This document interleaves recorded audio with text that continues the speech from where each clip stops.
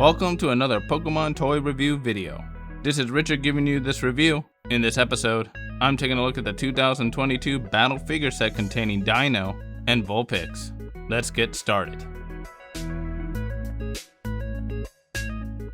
This pack was released by Jazwares, which is the company that owns Wicked Cool Toys, also known as WCT.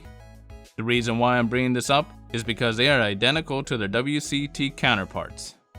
So there's no need to worry about them not fitting in with your older WCT Pokemon figures. We bought this pack at MSRP, which was $7.99 plus tax. If you look on the back, you can see some of the other figures and sets available. With all that said, let's open this up. The first thing I like to point out is the size. Deino and Vulpix are 2 inches, which is the standard size for most WCT and Jazwares figures. In fact, they are also the same size as Tommy's Monster Collection figures. This is very convenient, as both brands can be mixed together without barely telling them apart. With that out of the way, let's take an in-depth look at our first Pokemon, Vulpix.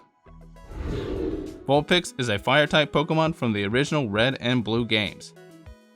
It is a favorite among many fans, so it was nice that Jazwares made a figure of this classic Pokemon. This figure looks kind of bland, but I really like the design. The quality is very good, as the red plastic matches throughout the entire body of the figure.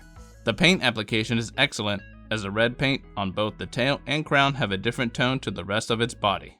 The brown on its paws and ears are a nice touch, and even the eyes and mouth were painted on cleanly. Here is the Jazwares Vulpix next to a vintage Tommy Vulpix.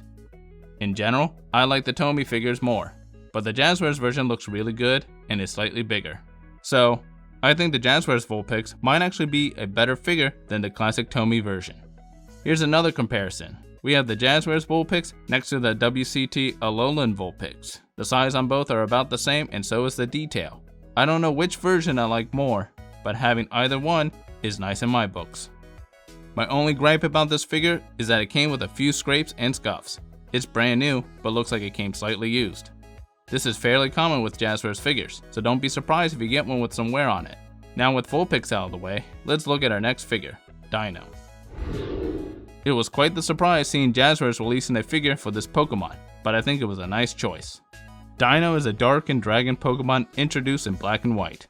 Just like with Vulpix, the quality on this figure is really good. It doesn't have much paint on it, but the parts that do look like they were applied cleanly.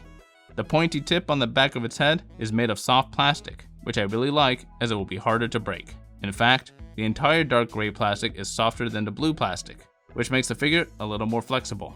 Other than some quality control issues you normally see on Jazwares Pokemon toys, there isn't much to complain about this figure. But with all those issues aside, it shouldn't be a concern if they are meant to be played with. Overall, both figures are really good. The $8 price tag is pretty high, but you aren't going to get any better with how expensive things are getting. If you are a fan of Vulpix or the Deino line, then I highly recommend getting this pack. Well, that's it for this review. I hope it was entertaining and informational. We have more Pokemon videos, so please check them out on our channel.